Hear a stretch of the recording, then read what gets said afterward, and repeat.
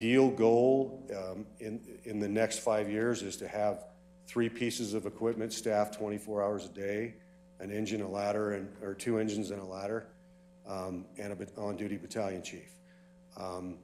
Obviously, manpower is completely, these funds cannot be used for manpower, but it would be nice to offset costs of fire engines, air packs, PPE, that kind of stuff with the impact fees so that the other monies can be used for salaries, benefits, and manpower.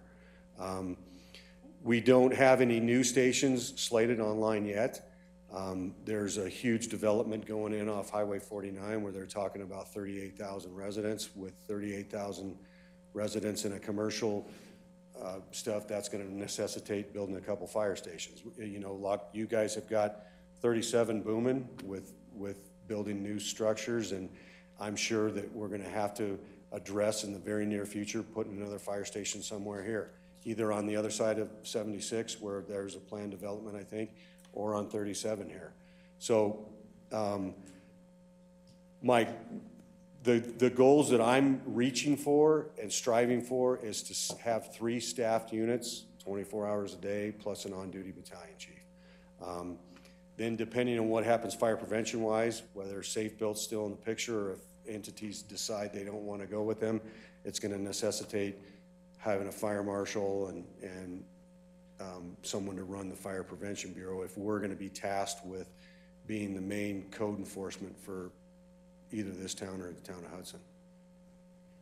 So I don't know if that answered your question, but that's about the best I can do at this time. And then obviously, one of my main goals since I got here was to get my firefighters' wages up to at least the average of the state of Colorado.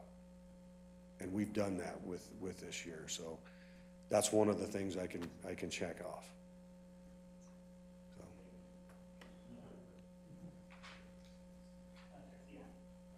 Not to be the devil's advocate here, but $1,600 puts us out of whack with everybody else around the beacon. I agree.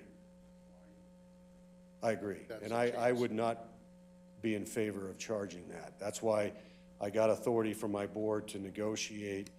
And ideally, I would like it to be in the ballpark of what Brighton's charging, because I don't want there to be a huge discrepancy between people that are developments in Silver Peak or what's going on over there, and then developments that are potentially going to go on the 37 Beltway or across 76. I have no problem with impact fees for it. I think it's a good idea, but I think the $1,657 is a little exorbitant. I agree. Trustee Doherty? I guess, do you have any information on why there's such a big discrepancy? Are we doing something more? Are we doing? Well, I think a lot of it's the assessed valuation of the district. The total cost of, you know, there's a sheet in here that has all of our assets, you know, stations, equipment. Brighton's twice the size of us with fire stations, so they're twice, at least 2 to 3 times larger manpower-wise and equipment-wise. That's, from first blush, I think that's the major difference. The other is the density or the population. Population is roughly about 10,000, a little give or take, in the towns of Lochbuie and Hudson, where Brighton's population is pushing 40,000, 50,000. So how does that, I guess, relate to a discrepancy where ours is coming back at 3 times, or nearly 3 times the level that theirs is? I think it's based on all of that. What the population density, so the fact that they have 5 fire stations, we have 2 staffed fire stations. So right there, that's a huge discrepancy in cost right there. So the fact that they have their district staffed to a higher level, it's going to reduce the response times and all that stuff to each citizen. Where here we have 2 staff. We have 3 stations, but only 2 of them are staffed. And to be honest, the one station in Hudson is basically a storage garage for reserve equipment. It doesn't even have the capability of staffing people. You know when the last time that Brighton increased theirs and then the last time that they did a study on theirs? They did the study the same time we did. They haven't increased theirs because they just implemented theirs in the towns of Brighton and Centennial, I think is who they cover. So and then Adams County, their unincorporated Adams County granted them the permission. And like I said, I think Mark Bodine is kind of waiting to see what happens with us before he approaches you guys to charge impact fees. I guess personally, I don't know if, I think it's really appropriate to hamstring you guys based on other locals that are, maybe they have other funding or, you know, different mechanisms that they're able to fund where we're not. I guess, I think it's a good guideline, but I don't know if it's appropriate to just say that that's our limiting factor. I mean, we definitely are quite a bit more spread out than Brighton's. So I guess from my standpoint, I mean, I think 16 is really, really high, but I also don't think that we need to base it on the 600 exactly, because I don't think we're comparing the same things, and that's concern to me. To be able to provide the same service, I guess I'm really just kind of more curious on really what's causing that a little bit more in depth. That, I mean, that's not just a small discrepancy between the two numbers. And maybe if we have a bit more of that information, maybe it makes more sense that maybe it's closer to 12 and not 6. And here's why it's closer to 12 rather than closer to 6 is because of X, Y, and Z. I mean, if it was only a couple $100 off, I don't know if I'd be too worried about it, but I mean, this is, like I said, it's nearly 3 times the amount. And so personally, I'm a little interested on really having a bit more information on why that is. I believe the study has how they calculated it. But I guess if we don't have what Brighton's is, do we really have an ability to compare that? And I don't have Brighton's study to go on, so I would have, you know, I could request, I'm sure Mark would send it to me, but yeah, the calculation methodology is in the study. So I don't want to bore you with standing up here and reading it. I think it's better for you to take a look at it and then send any questions that you may have. Maybe the calculation methodology will answer your question. I don't know. Well, if you could reach out and see if we could get Brighton's, I think, again, we can look at this one and I can see how they're coming up with the numbers, but I guess from my seat, I don't know if it's right. I don't know how it's different than Brighton's to be able to explain that maybe 12 is more appropriate than 6, or maybe it's 8, or maybe it is 16, and this is the reason why that's the case. So I guess that's just kind of my thought. But I'm more of a math. No, I'm with you. I wish I understood it completely. So. Chief, you mentioned that you wanted this impact fee as it's imposed in Lochbuie to be the same as what Hudson does, and Yes. can you tell us where you are in that process? I'm meeting with them tomorrow night. The mayor, the newly elected mayor over there is really, has been on my voice recorder since she got into office, and she wants to move ahead with this post haste because of that development that's going in off 49. And, you know, that they're moving along on that. That was something that was slated to go in years ago, and when the 2008 hit, it put the brakes on everything, and now I guess all the brakes are off and they're full steam ahead with going forward with that. So she wants me to propose, she wants me to bring in, and like I said, I'll tell them the very same thing. I think $1,600, in my opinion, is too much money. It's one of the highest in the states, and it says here in the study. And I know that there are districts that are charging impact fees, and ours would be the highest if we charge the $1,600.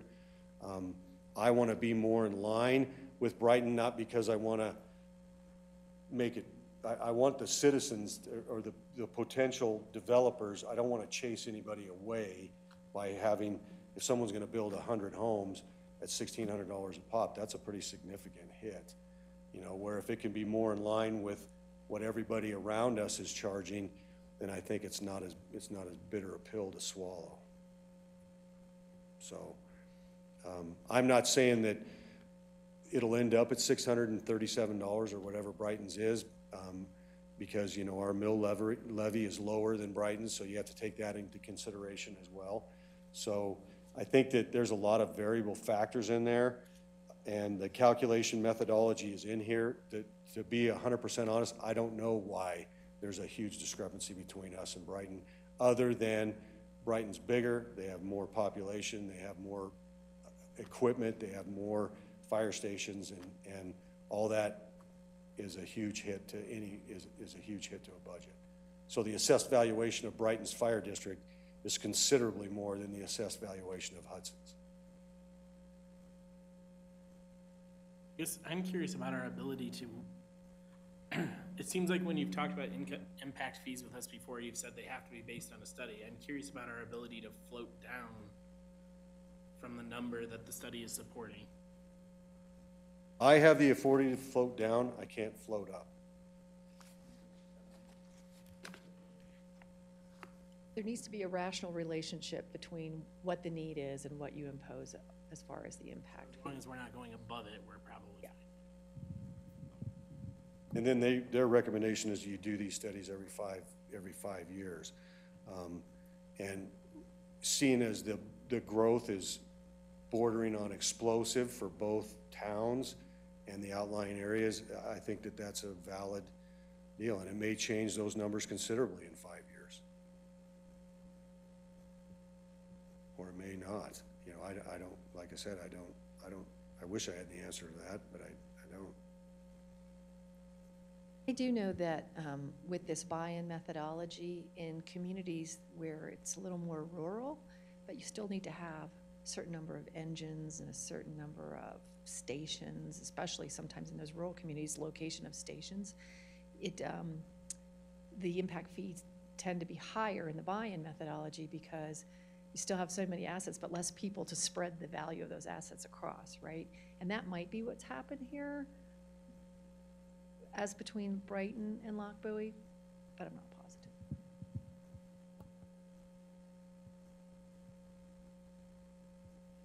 We have an executive session tonight where we're gonna discuss. Okay. Do you want me to leave this with you? I've kind of done my yellow marking on some talking points, but you're more than welcome to take this study if you'd like. Thank you. Is any other questions?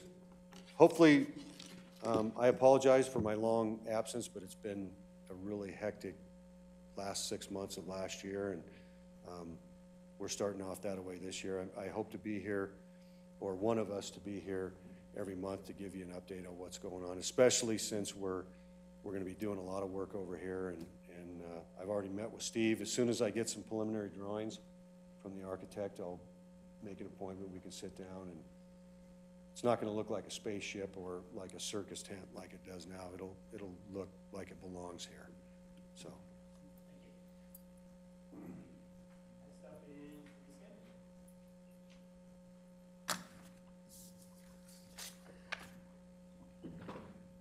So I'll get closer to this. You let me know. Can you hear me now?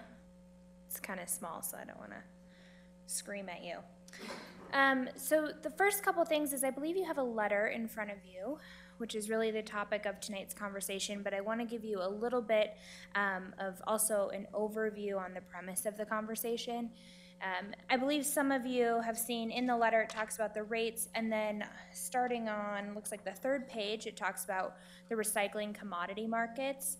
I'd like to give you an overview so you understand where these rates are coming from. So some of you might have seen a little fluctuation in our commodity markets for recycling. That comes from China. They implemented what they call their National Sword program. The National Sword, or Blue Sky, as you might have heard it, is a contamination change in what they're taking for recycling. As Waste Management, we are the world's largest recycler, and the majority of our products, paper, stay in the US, and plastics, we're going to China. China was taking about 40% contaminated materials. So for us, it allowed us to take a ton of volume and then be able to turn around, bundle it, sell it a lot faster, because we didn't have to process as slow, because we could have 40% of contamination in there. With the National Sword implementation that China put forward, they're taking 0.5% contamination. So overnight, we had to switch from 40% contamination to processing to 0.5%. In that switch, Waste Management is still, we are still staying with recycling. We are committed to doing it. It's part of kind of our legacy, and so therefore, regardless of the commodity markets, we will continue to do it. We're also one of the only people locally that has a recycling facility, so a lot of other haulers even still come to us to process that material. What the markets in China mean for us here is it costs us a lot more money to process contaminated materials. And with that, another thing that you all have in your contract as we're learning about contamination is you do have a lot of public outreach at your hands or at your fingertips. So some of the things that we sent before on a reroute, we sent to Linda to put up is we can put up something on your all's social media. We can create graphics for you. We can put over kind of your town bins. We can do what to recycle, what not to, as well as I just came from a high school presentation earlier this morning. We're more than happy to do a lot of things like that in your community as well. Now that we're seeing the contamination rates affecting, or the contamination processing of that, it's now affecting rates. So people are becoming more inclined to do it correctly as they're noticing it's costing them money at home. Yeah, and I can kind of go through what is contamination. For a while, it used to be throw it in, we'll figure it out.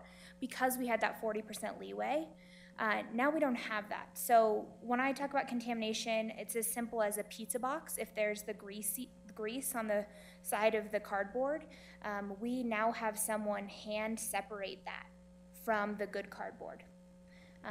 Because we do want to keep that cardboard, but we have to get rid of the grease stuff that can't be washed away. A yogurt cup, if it has the tin lid over the top, someone now has to separate that tin lid from the plastic piece, because that's considered contamination, where before we used to just bail it. Things like with the ever continuing growth of Starbucks. Starbucks cups are a huge weight on our landfills as well as our recycling facilities.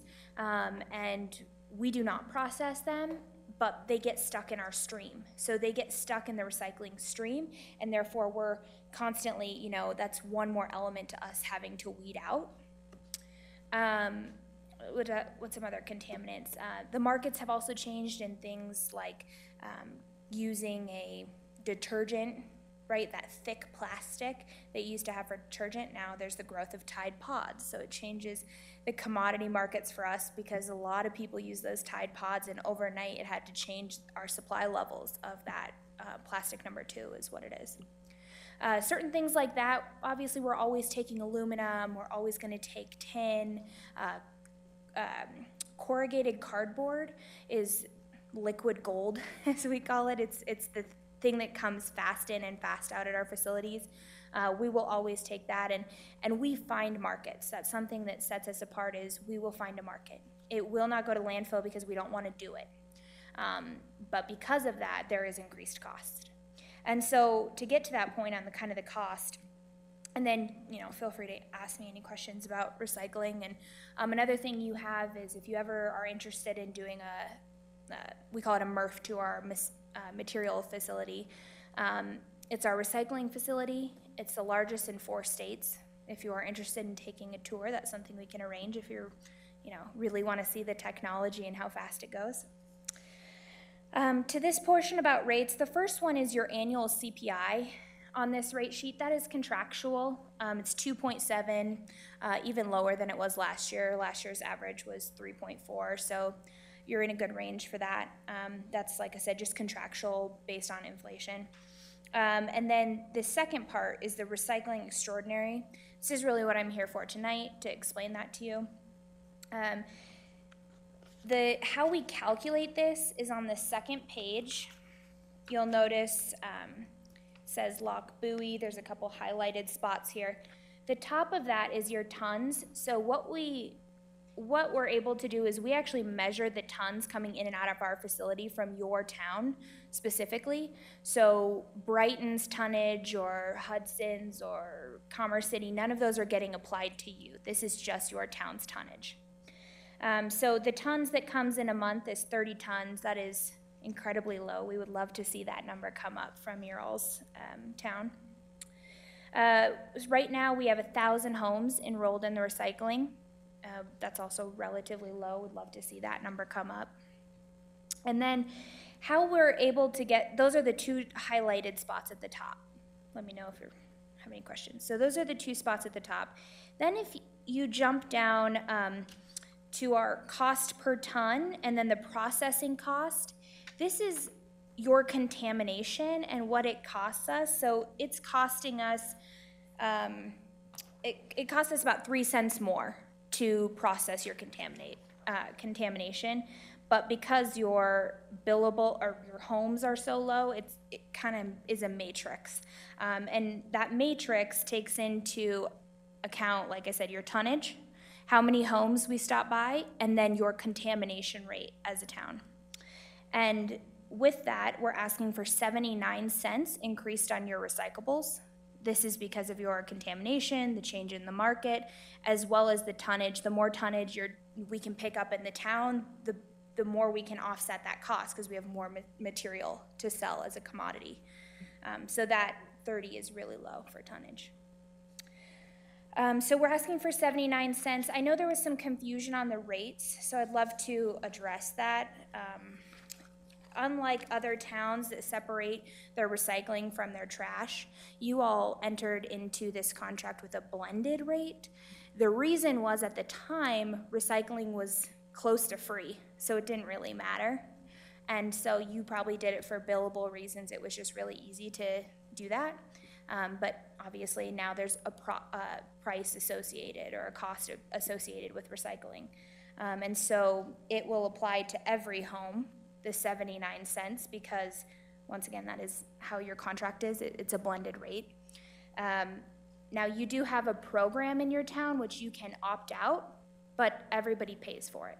So no one is required to recycle, but everyone kind of shares the burden of recycling in your town, if that makes sense. Any questions on that rate before I move on to anything? Okay. And I think also Linda passed around, I'm sorry. So every waste management customer, regardless if they recycle or not, would be charged this 79 cent extraordinary charge. Yes. And to let you know, the reason is that's how you entered into the contract. Ideally, in other towns, we don't do that. You have an older contract that's been renewed, so the market changed. And so now people are separating it out if they choose to do that, if they choose to have an opt-in, opt-out program. I think ideally you entered into the agreement hoping that more people would recycle.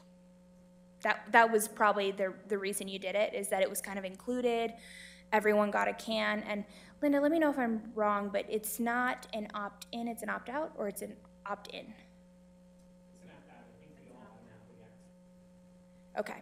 So that was the whole idea, right? Is that everyone would get them, and then you could call and say, I don't want to recycle, come pick up my can.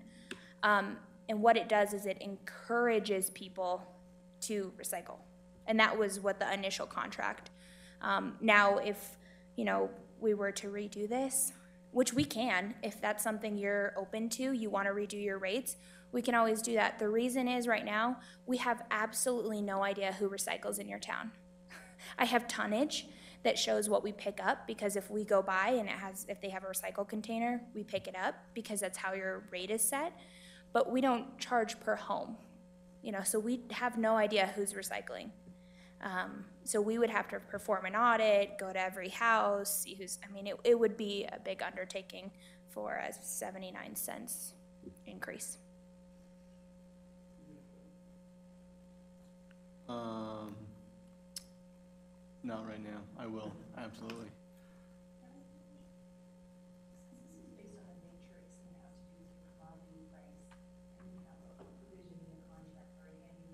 adjustment. Are we to assume that next year there would not be CPI adjustment on top of this, on the 79 cents also? In other words, does this get recalculated every year based on what the market's doing for waste management? Or are we setting a new base now and next year we'll see a CPI on top of this year's base plus CPI plus 79 cents? Well, your CPI is annually, so you'll see the CPI next year off of this year's rates, but you won't see a recycling extraordinary come into effect next year, if that's what you're So- wondering. I think, If the commodity market changes, is that what you're? So are you saying that this 79 cents is only for this year? No, it's for moving forward, we're adjusting to the recycling market.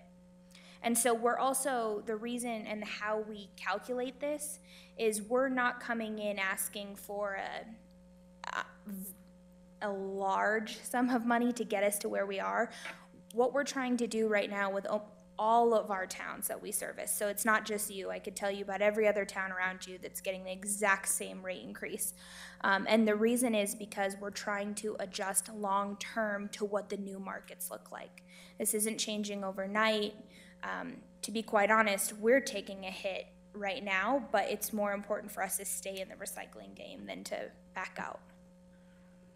so I think maybe the question, so the 79 cents though, from the way that it sounds, is that's gonna get hit by 2.7% next year. Because this is gonna go into our base, so this will be Absolutely. our new total. So next year when we have another 2.7, it's 2.7 on the new total, which includes the 79%, or the 79 cents. So the next year, that's gonna get hit by the 2.7 CPI. Yep, absolutely. And the reason being is these are your new rates. This is a new blended rate. Your CPI is annual on your contract versus your rate, and it's not 2.7 every year. I want to make that clear. So if I come back here next year and it's 3.5, you're not telling me I led you astray. It is based off of the CPI index we use from the Bureau of Labor and Statistics for the region, off of a 12-month average. So last year's was 3.4. This next year, it's 2.7, so it's actually, we're in a better space right now for that increase. And the other thing on these rates, just to give you an idea about what a bang-up deal you're getting, is the open market rates around you are over $20. So when you enter into a town contract like you all provide for your residents, and then you get town services for free, and you get spring cleanups and all of these things at certain rates, you actually do a great service to your residents because your rates are so low, and you're locked into that rate. You can't, we're locked in from this contract that was, let's see, I don't know what the initial date is, 2013. So you're locked in from a rate from 2013, where open market at Brighton Crossing, all these homes are well over $20 plus fuel and environmental fees. And then, Hudson, they got the same rate increase, but their open market, which is like an HOA, if they're looking, they're at over 20 as well. So this is why we're going to these towns, is because while we can charge HOAs and stuff what's going on in the market, we can't with a town. We have to go to you all and negotiate and explain, our reasoning for these rate increases. Questions from anyone? I have a question. So the proposed rate, if you have a refuse container at $10.59, and then you have a recyclable container at $3.10, you're gonna have, is that rolled into one? So this is very confusing, but these rates, so see this 32, 64, and 96 gallon actually include your recycling. Also, it's total. So that is total. So this is, when I say you guys have a bang-up rate, this is half of what we're charging in the open market right now because you had that blended rate. It's very confusing in the contract, but that's why I gave you all a copy of the contract. If you turn to Are the recycling containers all the same size? yes. Oh, so it's just the trash that has differing sizes? Yeah, and we did that based on the original contract that I sent you all out to. We do that so that if you have elderly folks or something who are only going to be they're gonna have really small amounts. We don't wanna charge them for a 96-gallon bin, so now they can get a 32 if they want. So you'll notice on the Exhibit 1 of the contract, at the very top, it says per customer, 1 pickup a week, 32-gallon, $64.96. Now, these rates have had some increases for the CPIs over the years, so don't look at the number of rates isn't up to date, but then you'll notice it says additional container rates. These are if someone calls and they need an additional container. Yes. I'm sorry, can you hold on 1 second? I'm Yep. trying to find that page. So in the What page are we on? the contract that I gave you all, A handout. All in the handout. sorry. Yes, page 12, Exhibit Cost 1. Control F. Okay, now I'm up to speed. Okay.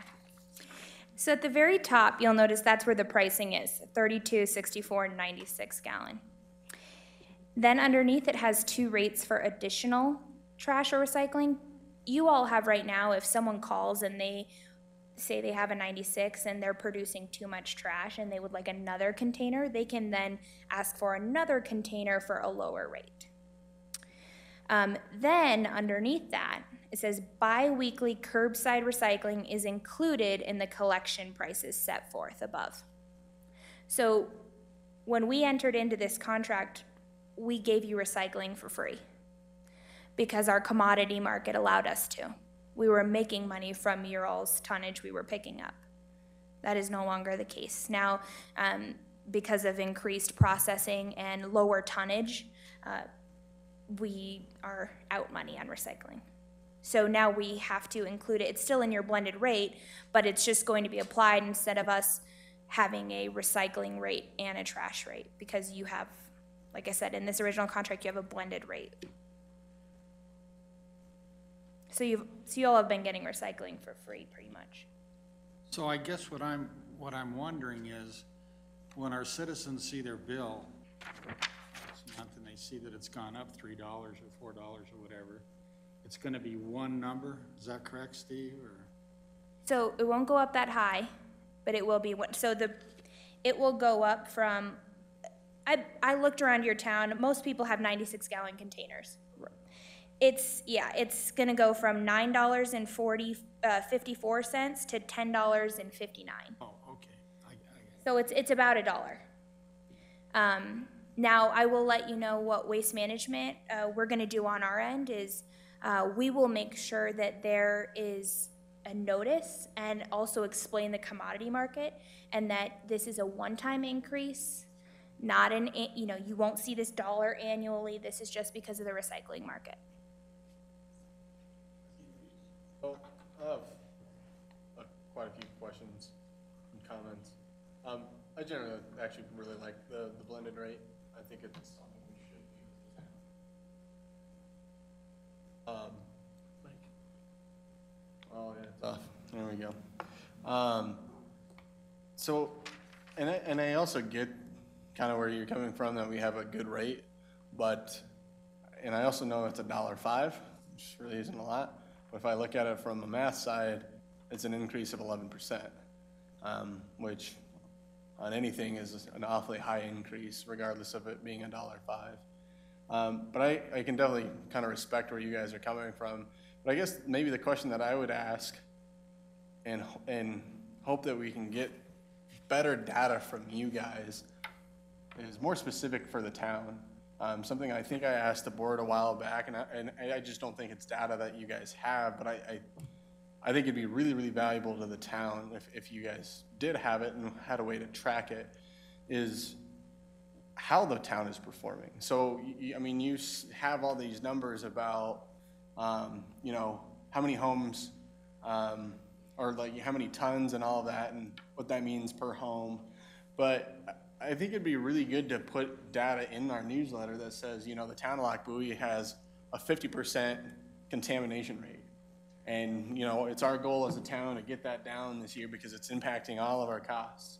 And so if there's a way that we can track how the town is doing as a whole, to say, hey, as a town, let's all kind of work on making this improve so we don't see this again, and have that kind of information. The other thing too is, how many people are recycling? What's the tonnages that we're recycling versus throwing away?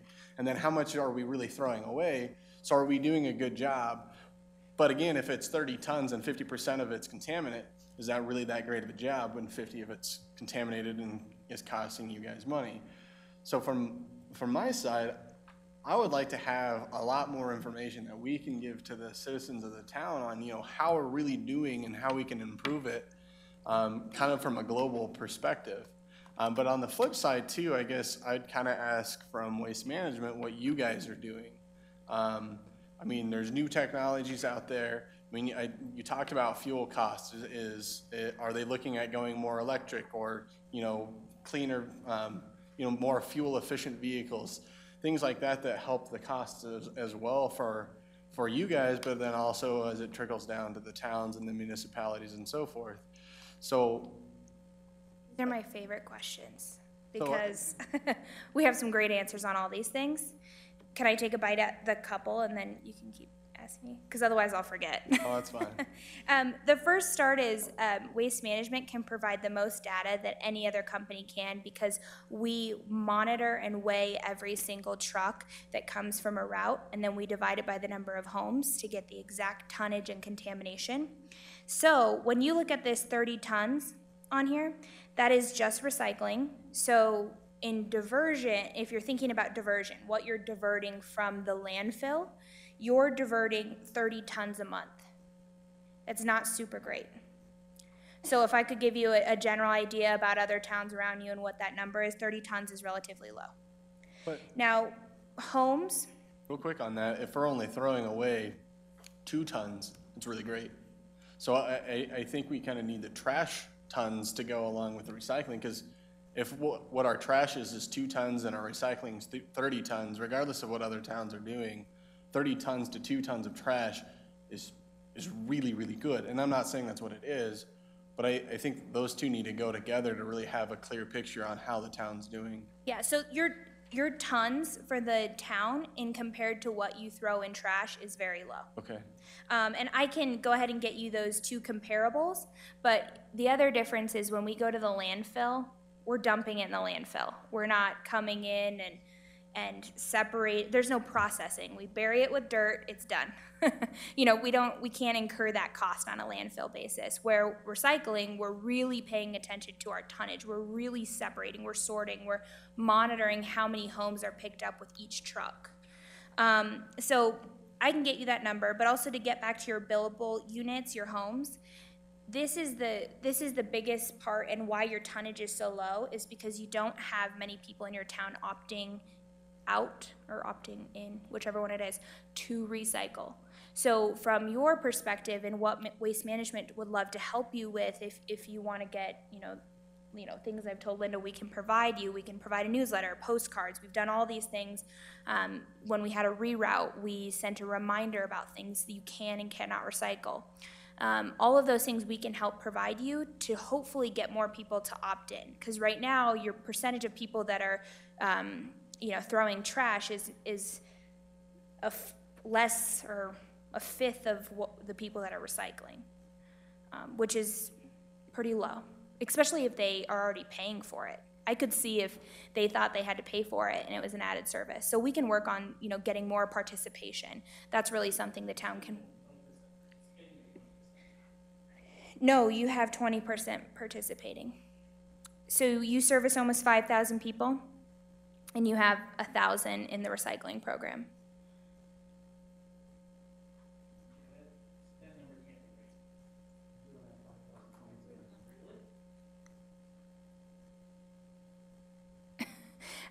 Well, we can pull that, but once again, we also really don't know. This number was from 2015 probably, because we don't audit, because we don't keep track. We don't have 5,000 homes, though. I think that's what you're saying.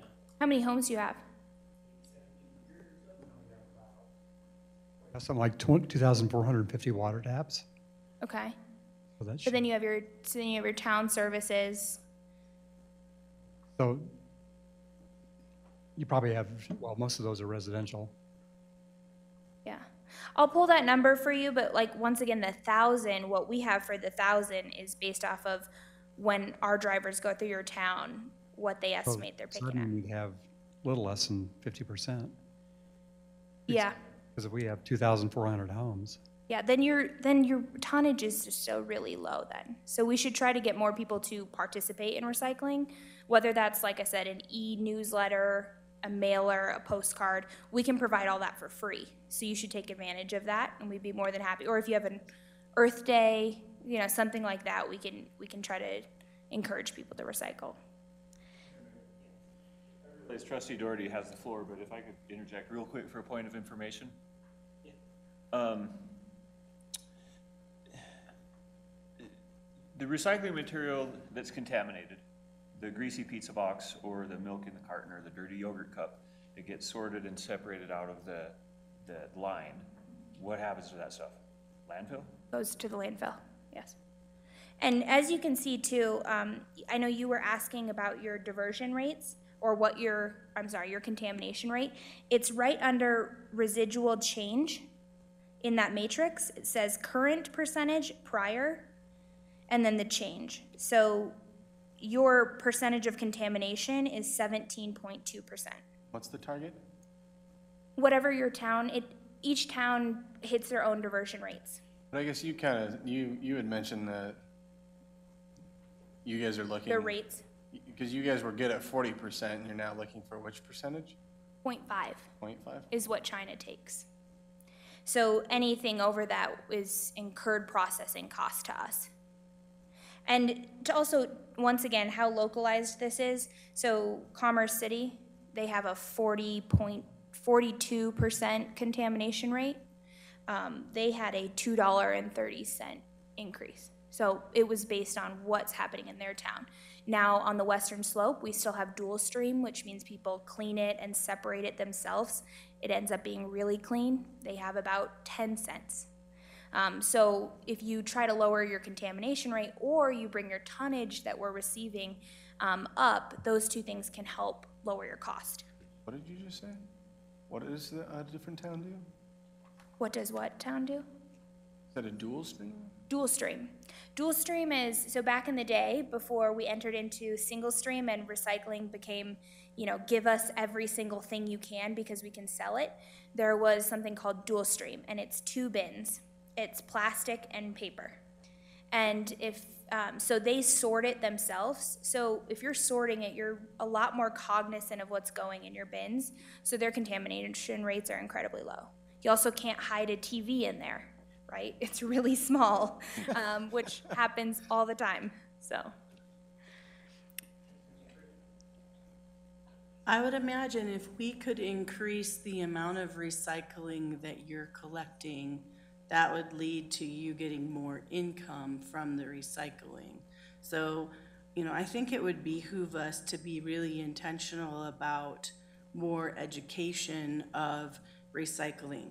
And it literally makes me sick to my stomach when I drive out of my neighborhood in the morning and I see the number of trash cans that have cardboard boxes sticking out of them, and they could easily be in the recycling bin. So like things like this, like my neighbor insists you can recycle these, I have insisted that you can't. Like, we need really clear education about that, and I would love to see the guys that are picking up the recycling, like saying something or leaving a note or some sort of like in the moment education. I get costs and hours and times and all of that, but I don't think we get better unless we're intentional about teaching the public about it. And I love the idea, this is my idea, either a magnet, yes, no, or even a door hanger, yes on one side and no on the other.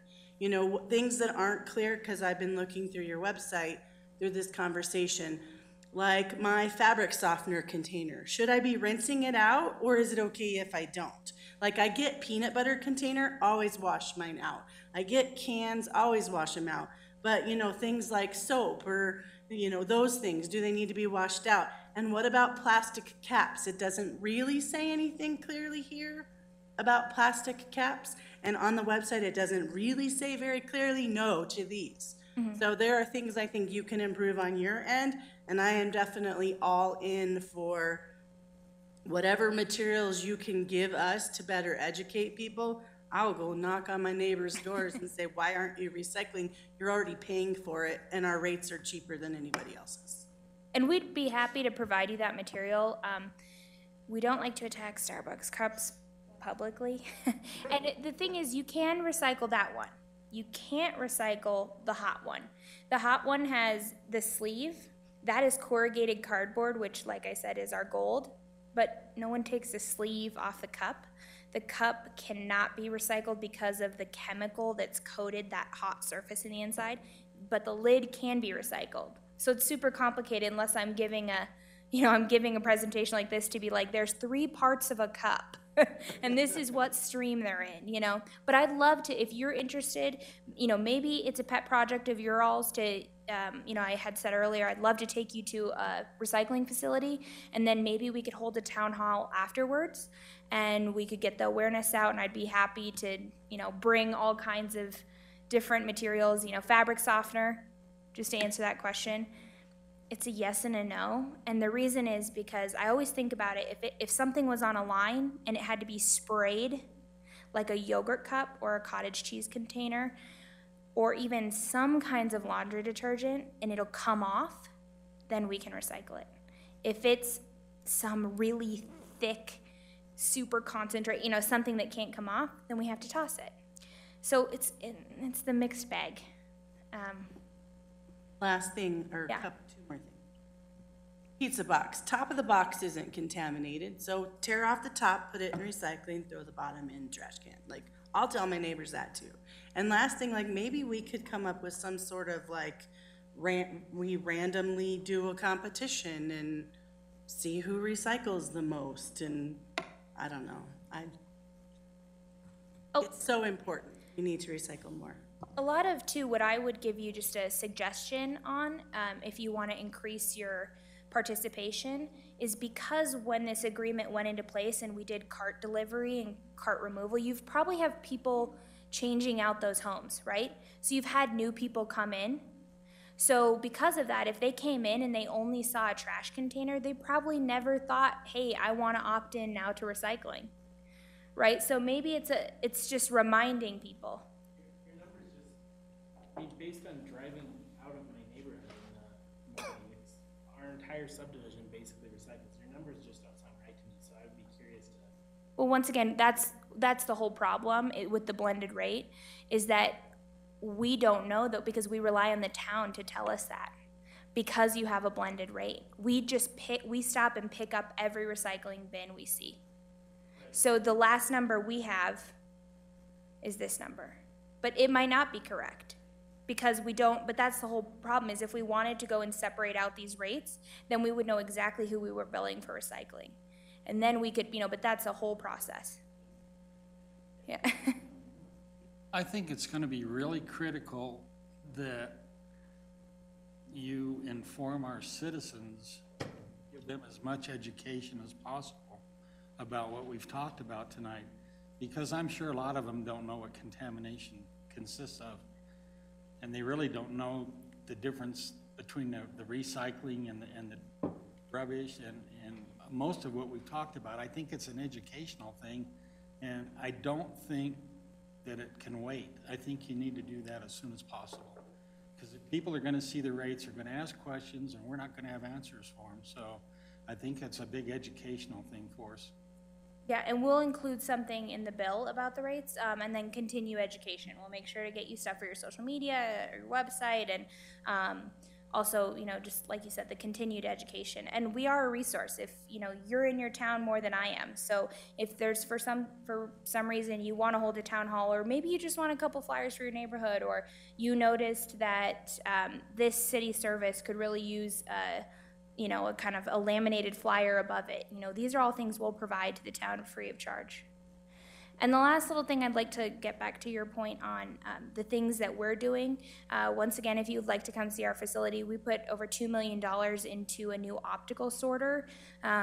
It's very cool technology. It almost like takes a picture of it, and then with little puffs of air can separate the plastics based on weight, and just seeing the size of everything. And so we have that, which helps eliminate all of our, hand processing costs, which is a, big part of the processing cost, as well as we have the largest natural gas fleet in the nation, as well as Colorado. So all of our trucks run on natural gas, which we provide for ourselves through our own oil fields.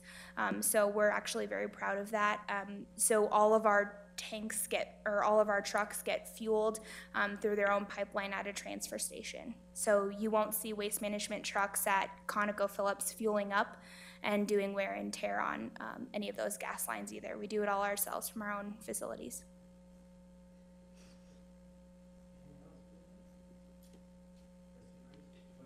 So like in Greeley, I don't think they have like a recycling pickup.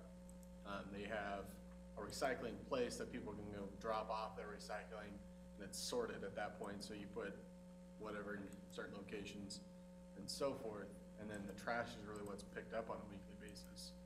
Is that something that would lower cost and also help, I guess, kind of on the flip side of having things kind of pre-sorted? Your recycling facility? Also, Or like a drop-off? Yeah, that's why so when I say dual stream happens on the western slope, they're just they're accustomed to it, and they never went to single stream where they sort it out. People in this area, especially now you are getting more urban, you really are accustomed to single stream, especially people that are moving in. And so that's one of our parts of coming to you all and asking for this increase is we don't want to change people's habits. It is too hard for us to change the habits and ask people to not recycle this and recycle this and recycle that now, because we just won't get the participation. And we've worked so hard for so many years to get people to start recycling that we don't want to backslide and discourage them.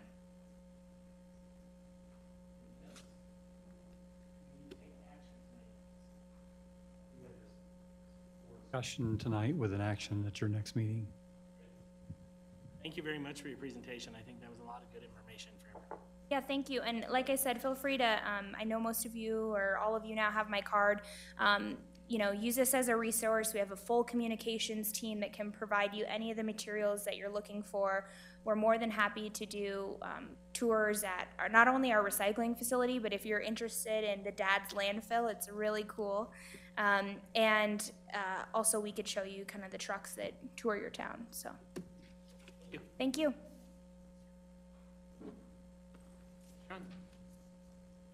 Thank you, Mayor. This is part, 9 of our ongoing training that we just didn't get around to completing the evening that we had set aside for training. And in your packet, you had my handout on types of actions that you will undertake as a governing body for the community. And if you've had a chance to read that, great. I don't want to go through that and take too much of your time tonight, because I'm always going to be someone who's going to remind you when an item comes up, if it's a quasi-judicial item, because I get paranoid about you making a good record. And so you're always going to hear from me, generally you're going to hear from me when that's happening. So I'm going to bottom line this for you, because it's, I think, what's important, and that's that there's really 3 types of actions that you undertake as a governing body. The one that you're probably most familiar with is the legislative action, where you're setting general policy for the town, either through adopting a budget or adopting an ordinance of general applicability across the town, like regulating animals or licensing schemes, that kind of thing. Those are all legislative actions. When there's a legislative action, you can be lobbied till the cows come home by the constituents. I'm fine with that. You can have conversations about it with each other outside of this room. I'm fine with that. Of course, we've got the open meetings issues, but I'm gonna assume you know that you can never do that in 3s. So when it's a legislative matter, it's very open, and really, if you make a legislative decision, you adopt a new licensing scheme, for instance, and people are aggrieved by that, they have a recourse, they take you to district court. They can also do what's called a referendum, which is where they come forward and file a petition, and they ask you within 30 days of the date of an ordinance becomes effective for you to reconsider that. And if you don't, it starts this process where it might be ending up in an election. Citizens have the right of initiative. If they've asked you to adopt some legislation and you're failing to do that, the citizens can, through a petition process and an election process, get legislation adopted if they're successful at an election. And then they always, of course, have the right to recall. And we've had those in this town, actually, in the past. So that's generally what you need to think about when you think about legislative actions. And, you know, everything we've done so far tonight, waste management and approving their contract, whether you're going to impose fire impact fees, legislative actions. The other type of action that comes forward most often for you guys is what we call a quasi-judicial action. Most of the time that's attached to a land use case. So to a specific set piece of property, and you are making a decision on a land use application, whether you're going to approve a plat or approve a development plan or something for a specific piece of property. With a quasi-judicial action, the law requires that there's always a notice and due process of a public hearing on that action.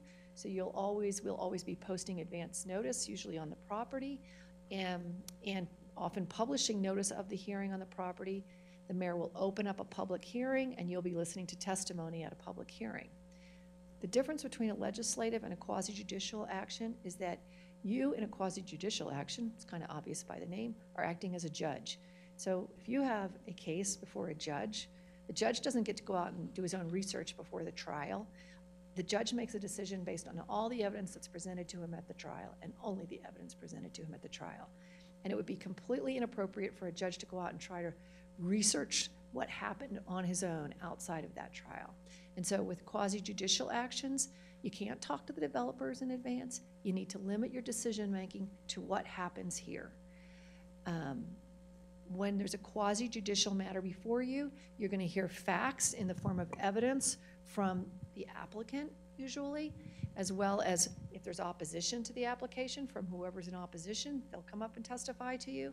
And then based on that evidence that you hear, you'll have a set of criteria you're supposed to use to decide, to make the ultimate decision. You're supposed to apply those facts that you heard to the criteria and make a decision whether you want to approve a land use application, for example.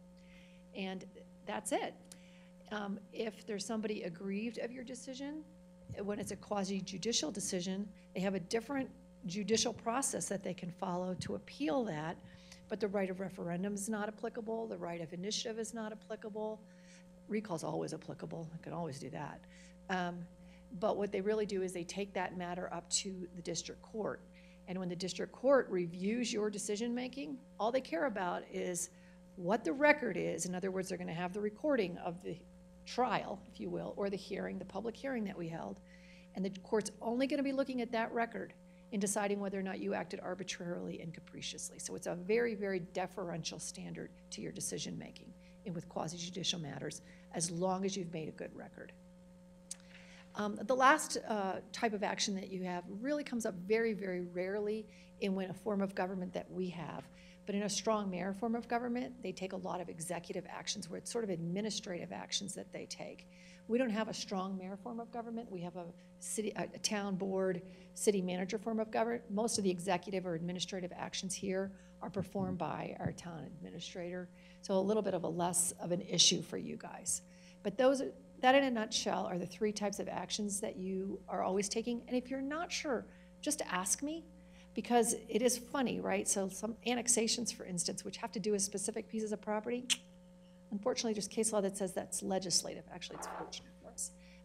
So we do handle them differently, and that just seems to like, oh, that doesn't make sense, because you just told me that if it was a land use matter about a specific piece of property, it's a quasi-judicial matter. So annexations are the exception to that rule, and that's just because of how case law has come down. But I'll guide you through those as they come forward. I just want you to know what I'm talking about a little bit when I do start talking about it. Thank you. Any questions on that? For real. Trustee Doherty? Is there any reason that we couldn't do something with the agenda? So while we're kind of reading before we come in here and you let us know that it's quasi-judicial, that on the agenda, either before or after, we just put a QJ or something like that, that notifies all of us beforehand that this is a quasi-judicial matter. And so we know that ahead of time instead of when we get here. That's a great idea. We'll do that. I'll work with Linda to do that.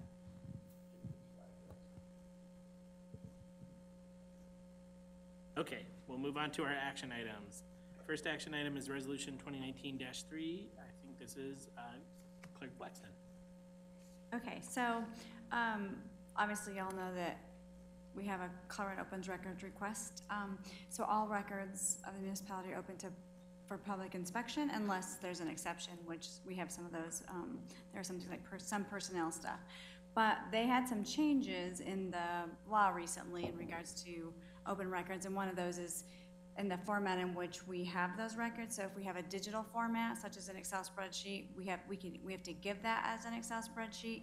And the other part of that is if there's a document or something that we have, if it's electronic, but it's in a certain format, we don't have to make a new format for that digital document. So if they're requesting it, let's say we have it as a, I don't know, PDF, and they want it as an Excel spreadsheet, we don't have to make an Excel spreadsheet for them, because that was sort of happening and causing, having a lot of extra work for the custodians of the records and stuff, just having to make up new documents, things we didn't necessarily have at that time. So this policy that Maureen and Jennifer put together for us just puts us in compliance with that, and then it also helps us share with our constituents or anybody asking for public records what our policy is and what format we will or can give it, and if we have it, and how our policy works, and plus the fees are included in that. The first hour is free per statute, and then you can charge up to $30 for the first hour, or this policy has a $30 an hour. The majority of our open records requests don't constitute the $30 because it's under the hour. But you can get a large records request. So that's in my time period, I shouldn't say prior to me being here that there wasn't a bunch, but most of ours are, currently they've been building permits, stuff like all the roofing permits, insurance companies needing to make sure those people actually pull their permit and actually finish their roof. And then if they want a paper copy, we can charge that, whatever our cost is for that particular copy. If it's, if it's an 8.5 by 11, I think it's 25 cents. And if they want a recording of our meeting, then it's just the cost of the DVD or flash drive, whatever we end up putting on. But since we have live streaming, we don't get a lot of those requests. But they do only allow you to charge certain fees. And so we have that included in this. And then plus it helps the constituents, again, just know what those fees are and how we can charge and what we can't do, and what records are available to them. And we can do electronic and electronic. If we send it to them electronically, we can't charge them anything for that. So if I email you a record, it's $0. What else? And then of course we'll have to put this on the website, and you're required to have an open records request or open records policy. And we have updated our open records request form to match all of this and to be in compliance, and we need to get it up onto the website. So I would ask that you guys approve this. First thing you said, so if we have something in electronic format, we have to make it available in that format. In that format. So if it's like an Excel spreadsheet, are you allowed to lock it before you send it out so that people can't manipulate the information that's in it? Well, how we have it is how they get it, right, Maureen? Correct me if I'm wrong. Obviously what we send them, we have to keep track of. We can lock it down, so protect it, in other words, the document, so they can't manipulate the data. And we can do that. Budget with numbers and then come in and be like, look, I got this Excel sheet and it shows exactly what I was saying because I changed something. Well, and the other part of that records request is we're required to keep a record of what we send them. So whether we send it to them electronically, and so if I send you, let's say you request a document and I send you something in Word, because that's what we have, and we're not going to make it a PDF, or I have a PDF or the Excel spreadsheet that they could do it. I have a copy of what I sent them, and we're required to, those are permanent records, some of the, depending on what they're requesting. So everything we send out for that records request, we have a copy of. So if they manipulate it, I have what I sent them. So that protects us too. And I'll verify that, because that is what I believe, but honestly, I'll have to double check that with Jennifer to see, because I do think that the reason that there's now a requirement that we send it in digital format is so that they can do something with the documents. Right. We can, but I understand that concern, and I don't know if there's any rulings or anything on that, but I'll double check and let you know.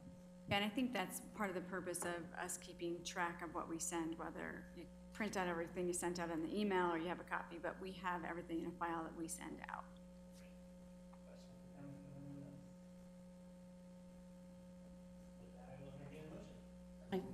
Resolution number 2019-3, a resolution of the Board of Trustees of the Town of Lochbuie, Colorado, adopting the Town of Lochbuie's open records policy. Second. Have a motion and a second, roll call, please. Trustee Morris. Yes. Mayor Lofgren. Yes. Trustee Counterman. Trustee Ott. Aye. Trustee Doherty. Yes. Trustee Jeffrey. Yes. Thank you. Motion carries. Next item is Resolution 2019-4. Ms. Juran. Thank you, Mayor. This is a resolution I was requested to put together for the board to establish a voluntary advisory committee to assist the town in handling town events. I think everyone here knows what this is related to because it stems from our discussions at the board retreat. Ms. Huerta Cruz, who has indicated an interest in being the chair, did reach out to me today. She is still very interested, but she just had her first grandchild today, so she was not going to be here. So I wanted to put that out there so that we know why she isn't here tonight. Does anyone have any questions or concerns about the way this is drafted for Marine that we need to change? Or is everyone okay with it as it exists? Seeing nothing, I will entertain a motion. I move to approve resolution number 2019-4, a resolution of the Board of Trustees of the Town of Lochbuie, Colorado, establishing a voluntary advisory committee known as the Events Committee. Second. Motion and a second, roll call, please. Mayor Lofgren. Yes. Trustee Doherty. Yes. Trustee Morris. Yes. Trustee Ott. Trustee Counterman. Yes. Yes. Motion carries. Next item is, the Brighton Rec Center funds. So we've talked about this a couple different times. I think this is supposed to be me, right? Okay, no one else is stepping forward. We talked about this a couple times. Brighton has expressed a willingness to let us tag on to some of their rec center events, particularly the camp out, the turkey trot, a couple of others that they've listed, the Easter egg hunt, I think. But as part of the ability to kind of advertise that on our website and our newsletter, on our social media, to throw our logo on some of those events, they want us to contribute $5,000 for the benefit of being able to advertise those things and to help offset some of their costs that they anticipate from the extra participation from our town residents. 5,000 is the number they've put out there. I've tried to push back a little bit. That's the number they're kind of stuck on because it's what they need to offset some of those costs. So I wanted to open it up to the board for ideas, thoughts. We've discussed this a bunch of times, but if you want to throw something around tonight. Trustee Henneman? Well, I know that we're advertising in our newsletter now that the residents can get a discount if they go to the town hall to participate at the rec center. I think that $5,000 can be used in a more constructive way within our town limits. I see many things that we can do with $5,000. And I think that if someone wants to run a 5K or get their kids involved in volleyball or whatever, they're gonna do their research and find where and how to do that. I don't think that we need to advertise rec center activities for our town. I don't feel comfortable with that at all. I think it may set a precedent too. I mean, then what, we have the theater downtown, the movie theater, want to advertise what they're gonna be showing for movies, or? I don't know, that may be a stretch, but I think it's a bad policy to set, to get involved with that. I mean, they have their rec center in their city, and I know there's a lot of people in Lochbuie that participate in activities at their rec center, and I know those people are finding out how to do that on their own. I don't see our job to advertise for them. That's my take on it. Trustee Jeffrey? I was just wondering if we had any data on how many of the Lochbuie residents participate in Brighton activities. And I guess because I probably wasn't here for previous conversations, like, I just have more questions about what these funds are for. Because if you go to the swimming pool, you pay to get in. Like, if you go run in the turkey trot, you pay the registration fee. I just have more questions about what the need is for the money. And I think primarily what they intend to use this for is parts of the camp out event. And they're letting us, as part of chipping in to help host that camp out event, advertise not only the camp out event, but also turkey trot and Easter egg hunt and those kind of things. It isn't that our residents right now are prohibited from being involved in those things. Trustee Counterman's exactly right about that. What they're saying is if we give this money, we can slap our logo on it, they will slap our logo on it, and we can advertise it on our website and our newsletter. That's the real benefit we would get from the money, whether the board thinks that's appropriate or not. Trustee Doherty? So, I actually think it's a good idea, and the reason why is I don't think it's really in my opinion, it's not advertising for them.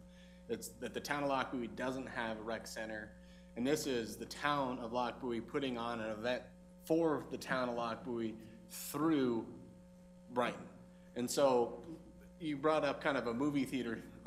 My thought is if Lochbuie decided that we were gonna hold a Lochbuie movie night, then we should pay them for that, and and that type of thing. So I think it's really our way of the town of providing a rec center level service to our constituents that we're not really able to do. Again, I understand that they can go and they can participate in all of these things, but I think this just makes this event part of ours.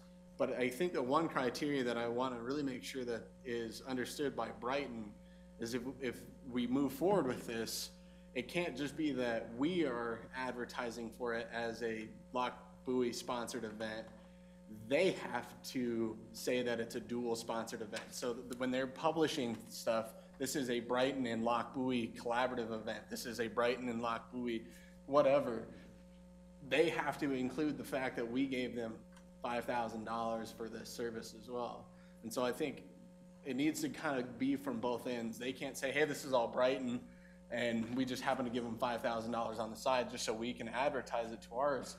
I think they need to kind of do the same thing on our side. And I think at $5,000 to get a little bit more service from the rec center is still well within what we could be doing. And eventually having our own rec center, then we wouldn't have to do this, but we're from 5,000 to 500,000, probably closer to 5 million for that type of transition. So I generally think this is a good idea, and so I'm definitely in support of this. Trustee Morris? Yeah, I'm in support of it too. I think it's a good idea. The cost of advertising it's expensive.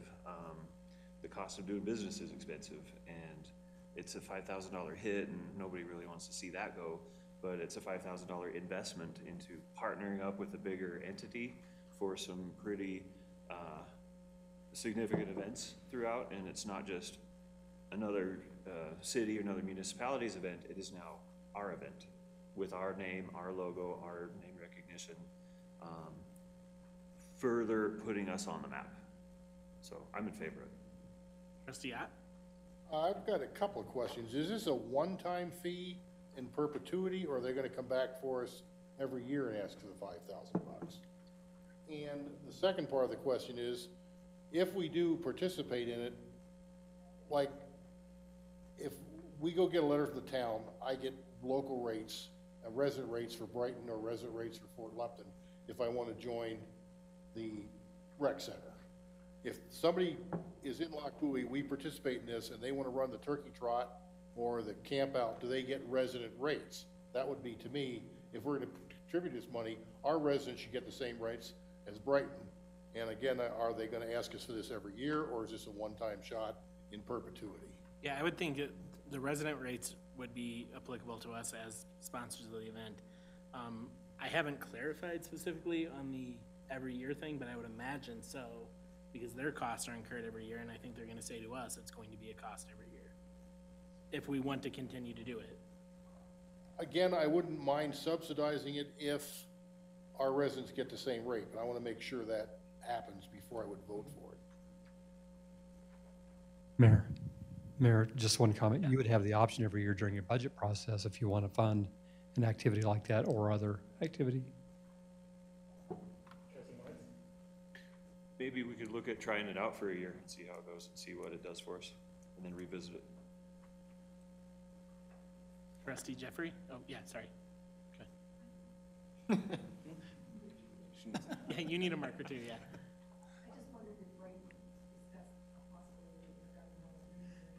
Know that in exchange for your $5,000, you're going to be able to have so many events that will be Town of Lockwood events also. Yes, they have indicated at least, I've copied Steve on all the emails, so he can disagree with me if I'm wrong, but they've indicated a willingness to do that. I Oh, I would you like know to, way better than that. would like to Trustee Jeff, having that agreement in place before we take action. So I would move to table this pending an agreement more formal with the Brighton Recreation events. With more information. what information do you want? I want to know, I want to know how many events, I want to know if it's one-time fee, and some of those answers. I want to know a little bit more information about it. Wouldn't you just say no? Like, we've been talking about this for 4 months. You guys clearly don't I want. haven't been here for 4 months. Point of information. Yeah. So, maybe to help kind of move this along, I think if we get a general consensus of this is something we're interested in doing or not, that we all understand that we want more information. But I think that more information is in the IGA that we actually need to agree to. I don't think that this is really something that we have an actual vote on that says yay or nay, because again, it comes down to what the IGA really says. So my thinking is if we have a general consensus, we can move forward with getting an IGA with Brighton based on those concerns that we've talked, that we want to know how many events, we want to know is the 5,000 every year, and then we can review the actual IGA at the time and vote on the IGA versus continuing just a discussion on something that Brighton hasn't even voted on yet. So that's just my thought, just a general consensus on how we move forward. But at the end of the day, the actual vote needs to be based on an IGA that's written up, in my opinion. That's all. Well, we have a motion to table already, so we need to vote on that motion. So do we, all in favor of tabling this? Yeah, he seconded. Yeah. Who did?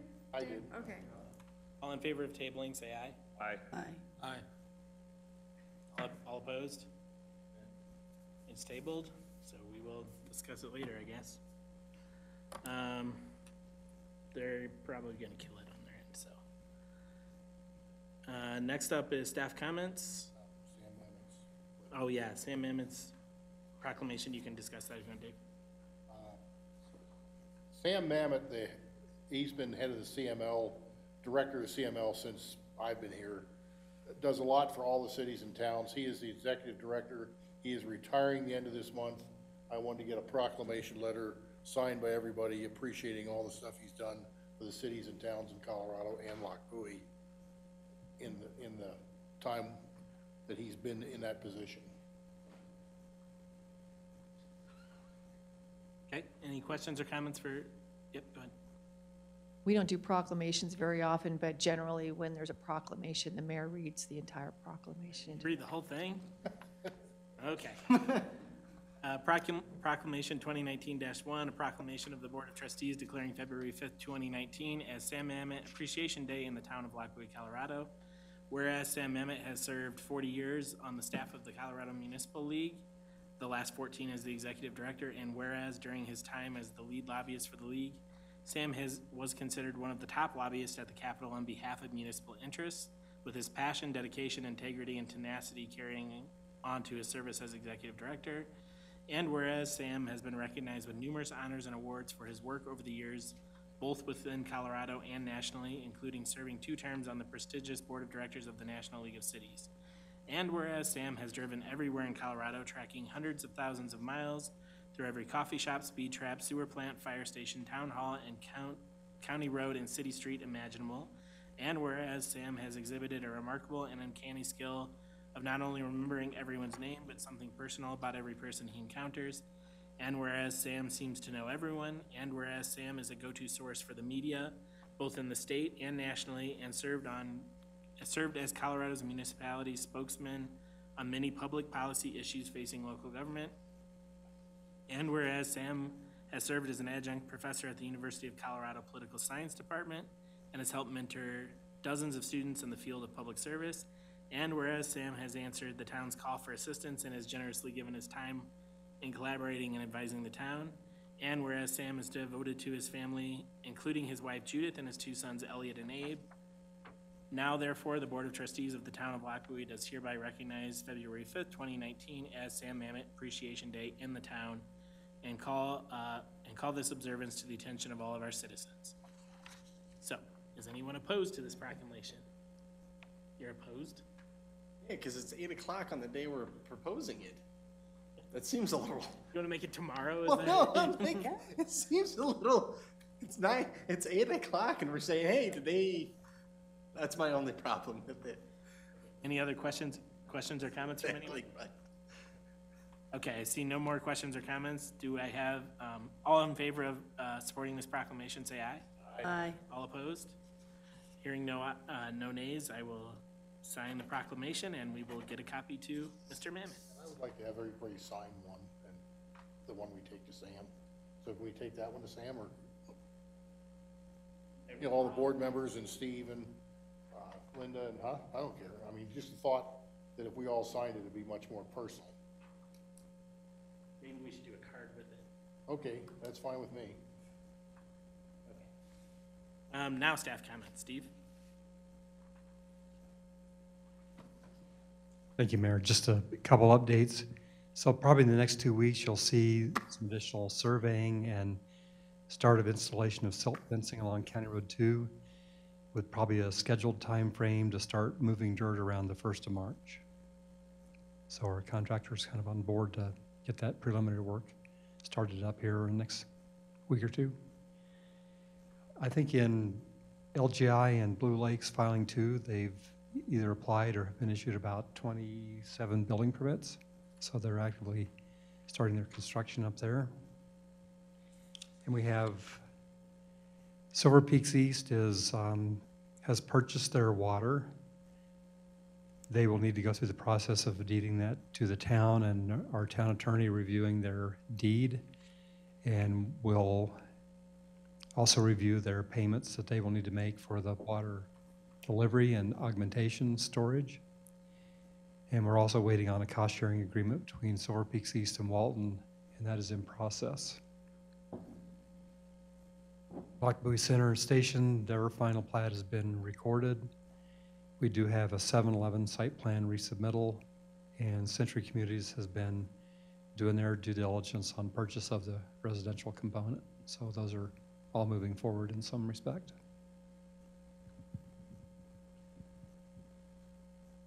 Yes. Well, if you have questions on anything, well, Any other staff comments from any other staff? Okay, Mayor Trustee comments. Trustee Jeffrey?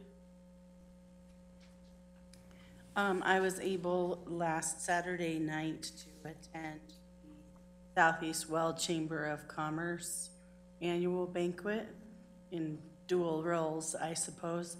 And it was a very nice event. I haven't been out to the Wild Animal Sanctuary since they built that new facility, and it's really incredible, and certainly just deepens my interest in going out there again. They were able to raise a considerable amount of money for scholarships for students, so that was exciting as well, and there was a lot of fun. I spent some money, so that's always nice. Other than that, I don't really have any comments. Marty? I just have one.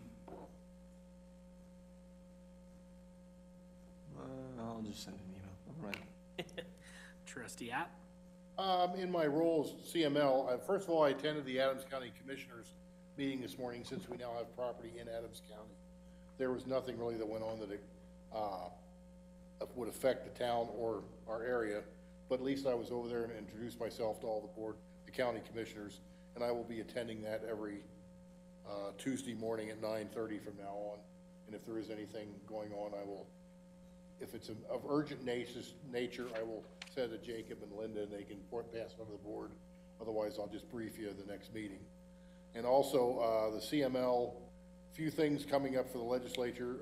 They're trying to push through library boards, as we found out when we talked with Hudson. The Hudson Library is appointed by the town of Hudson. There's a movement, there's a bill before the legislature to mandate that library trustees are appointed by election only. But this is an unfunded mandate, meaning that whatever district it's in would have to pay for that election. So if it goes through, it probably won't be supported by the courts because it is the state is not providing funding for it, and right now the CML is opposing it. There's another measure before the CML to mandate meetings posted on websites for all towns in Colorado. Now, some of the small towns don't have websites, so that's kind of hard to do. So that's, again, that's opposed unless amended. There's another bill to expunge the criminal record of some person if they apply for it. It is automatic. But if somebody has a criminal record from a guilty plea and they've met all the terms that are deferred judgment, the record can be expunged. They have no position on that. There's also a bill to establish a fire commission within the Department of Public Safety to coordinate fire response. That's conditional support. There's another bill, single-use plastic usage. So if we have our town event, the Loch Buoy Days, you cannot, if we have one-time straw, a plastic straw, you can't have it because it's a one-time deal. The problem with the town, the CML has a problem that it precludes local government control, so CML's against that. And then the other thing is, if you look at your registration when you pay for your plates, there's a specific ownership tax that goes to the county for roads, bridges, and that kind of stuff. Of course, the legislature is trying to snake that for the state's use, and the CML is again opposed to that. So that's what's going on at the CML. I will give a more in-depth report next time because I will be attending the CML legislative conference on the 14th, which is an all-day deal down at the state capitol. Trustee Morris? Nothing to report or comment on. Trustee Gunnerman? Wanted to thank Linda for the update on our water situation. After reading that, it looked encouraging and it was informative for me also. So I appreciate that. I have nothing tonight, so I will entertain a motion for executive session. Sorry, I did forget something. Go for it. Just so you guys all know, I did pass out the CML to pick your classes and to sign up. So if you guys can get those back to me as quickly as you can, then I'll get you all registered. I did get everybody booked a room. I got everybody a room booked. I will make sure, I thought I forwarded most of those confirmations to you. I'll get that done. And then if you are taking a guest with you, if you would, it's $50 for the guest registration, but if you're having them go to the luncheon or any of the things that cost money, please bring that check with your form back into me. So when we pay, we can offset that with your check and make that check to the town of Loch Buoy, right, Steve, for the guest registration? And so I think if we're gonna, because it's gonna be too hard to separate those out and pay. So if they bring their check. I'm gonna confirm that with David and then I'll send you an email, but I think that's how we're gonna have it, is that you'll need to write a check to us for the guest registration. So when I get online and get everybody registered, it's all one thing. So, but if you can get those back to me as soon as possible, I'll get you all registered. Sorry, thanks. Yeah, the script. You don't have to do that, all you have to do is that. Okay. So we move into executive session for a conference with the town attorney for the purpose of receiving legal advice on legal questions under CRS section 24-6-402, parens 4, parens B, fire protection district impact fees. Second. We have a motion and a second. Roll call, please. Trustee Jeffrey. Yes. Mayor Lofgren. Yes. Trustee Doherty. Yes. Trustee Counterman. Trustee Ott. Aye. Trustee Morris. Yes. Okay, we will go into executive session. See ya, have a good one. Tries to raise his hand in the meeting. What is that? I had nothing to say. If you don't ask, you don't, I was just sitting there watching you guys, and I was like, this is. Do you remember when remember? Over that?